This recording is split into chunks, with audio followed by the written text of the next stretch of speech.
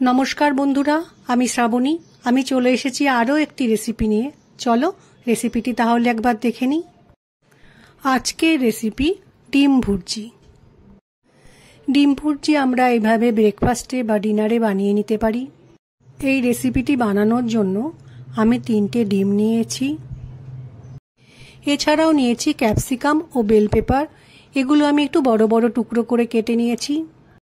রান্নার প্রথমেই আমি গ্যাসে একটা ননস্টিক প্যানে সাদা তেল গরম করতে দিয়েছি। তেলটা গরম হয়ে গেছে। আমি 1 চামচ মতো রসুন কুচি তেলের মধ্যে দিয়ে একটু ভালো করে ভেজে নেব।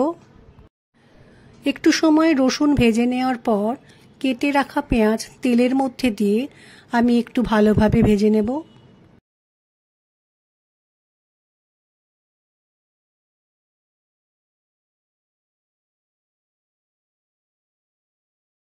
পেঁয়াজগুলো একটু ভাজা হয়ে গেলে আমি কাঁচা লঙ্কা কুচি করে রেখেছি, সেটা পেঁয়াজের মধ্যে দিয়ে আর একটু ভালো করে ভাজতে হবে।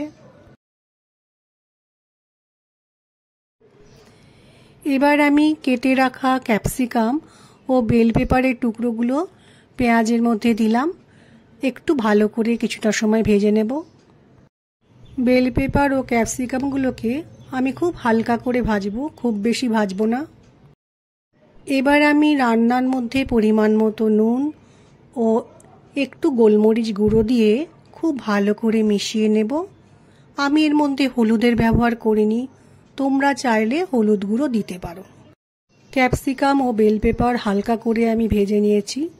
এই সময় আমি ডিমটাকে দিয়ে দেব ক্যাপসিকাম ও বেল পেপারের মধ্যে। প্যানে ডিম দেওয়ার পর ক্রমশ নাড়তে হবে যাতে ডিমগুলো গোটা না থাকে, ভুর্জিটা ঠিকঠাক হয়।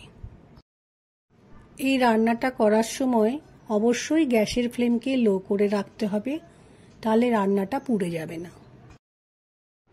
এই রকম একটা ডিম ভুর্জি কিন্তু সব কিছুর সাথেই খেতে ভালো লাগে।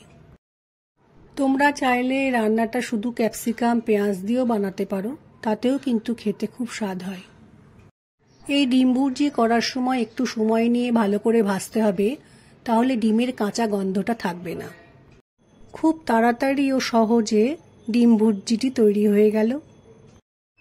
আমার আজকের রেসিপি ভালো লাগলে লাইক, শেয়ার ও সাবস্ক্রাইব করো। ভিডিওটি দেখার জন্য ধন্যবাদ।